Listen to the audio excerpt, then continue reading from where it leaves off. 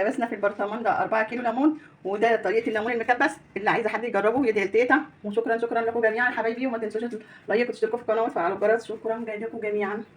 السلام عليكم حبايبي، ازيكم عاملين ايه؟ ان شاء الله تكونوا في احسن صحه وحال. هنعمل مع بعض بقى النهارده الليمون المكبس. الليمون ده جبته كيلو ب 10 جنيه، واصفر وجميل ازاي. صلوا على النبي كده، وهنشوف هنعمل الليمون ده بطريقه تيتا اللي هو المكبس.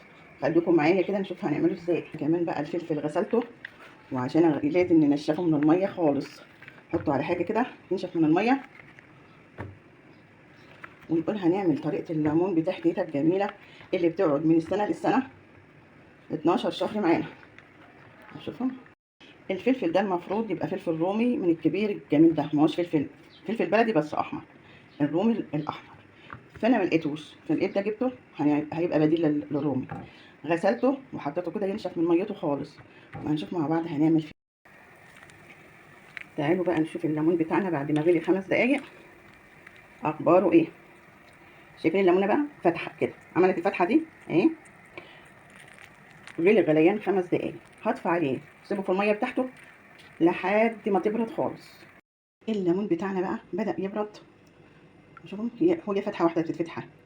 هنمسك بقى الليمون نصفيه من الميه على ما نعمل الفلفل. ملح كبير، كنت عايزه ملح رشيد اللي هو الخشن بس ما لقيتش، مش مشكله. كنت عايزه اصفر برده ما لقيتش.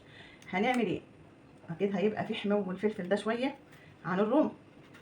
كل اللي هعمله هفتحه واشيل القلب ده منه، ونحط عليه شويه ملح. انا ممكن ال4 كيلو ليمون ياخدوا كيس الملح ده. لقيت امي طول عمرها لحد ما ماتت وهي ما بتعملش الليمون الا بالطريقه دي. ليه؟ كان الكل يحبه، وهو ايه، حاجه حلوه فعلا. يقعد عندك سنه وتاكلي حاجه حلوه احلى من اكل الفسيخ. ولو اللي انا كنت مخلله مكانه اللي معايا، وفاكرين كنت مخلله مكانه الجزر. قلت لكم انا بحب لازم اخلل على الفلفل ده جزر. ليه؟ عشان بيخلي طعمه، ما قعدوش اسبوع المخلل اللي كنت عاملاه بتاع الجزر ده. هنعمل كده ننفضه. فلفل ناشف من الميه، والليمون مش هيتحط على ميه، كل حاجه هتبقى ناشفه علشان ايه؟ ما يبقاش في حاجه تخليه لا يحصل عفن ولا يحصل الرمل اللي بيحصل ده ولا الحاجات الوحشه دي. الفلفل كله هعمله على الطريقه ديت. الفلفل ده كيلو وربع، مش عارفه قلت لكم ولا لا. تعالوا بقى بالصلاه على النبي نقول هنعمل ايه. الليمون بتاعنا الميه بردت اهو. هنطلع الليمون بتاعنا بحاجه من الميه كله كده اهو،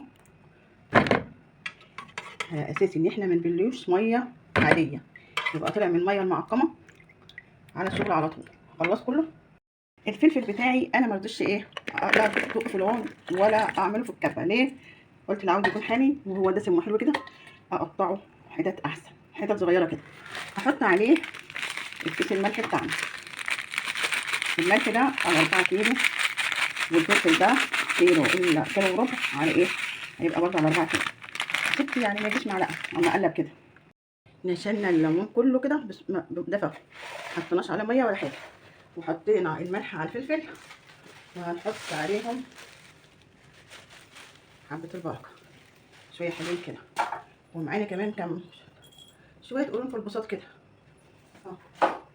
وخلطنا الخلطه كده ببعضيها. ايه رايكم في الخلطه دي؟ خلطه بجد روعه.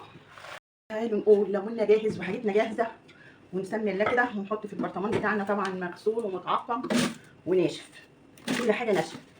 هنحط الاول كده شويه فلفل في الارضيه كده، شويه فلفل.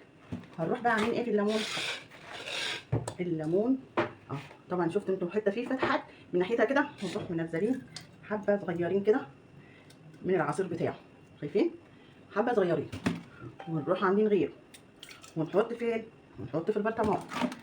المكان معلش ضيق علينا وايه، والفكره المهم تبقى موجوده عصره.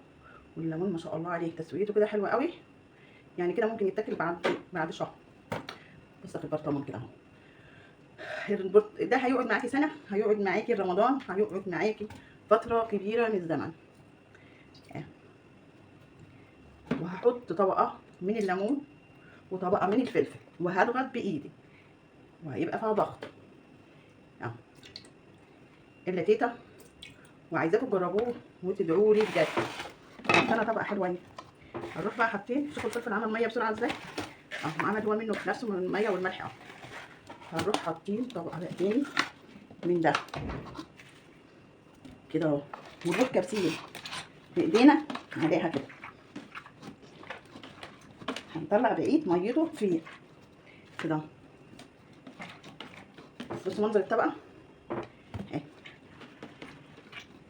واروح حاطه غيره وعامله في نفس الموضوع كده لحد ما املى البرطمان. تعالوا نشوف بقى بالصلاه على النبي.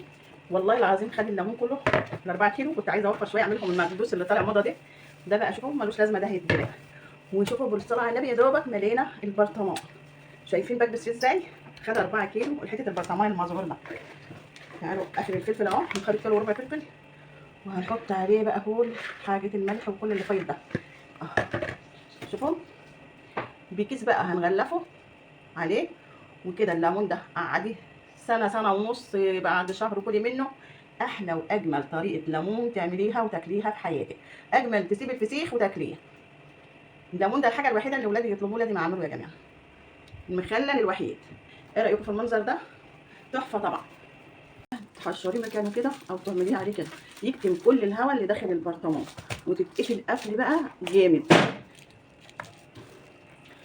شايفين البرطمان يتقلب ما ينزلش نقطه من فوق وتحت. شايفين المنظر؟ حاجه جميله. البرطمان ده واخد 4 كيلو ليمون، وشوفوا قد ايه. الصلاه على النبي.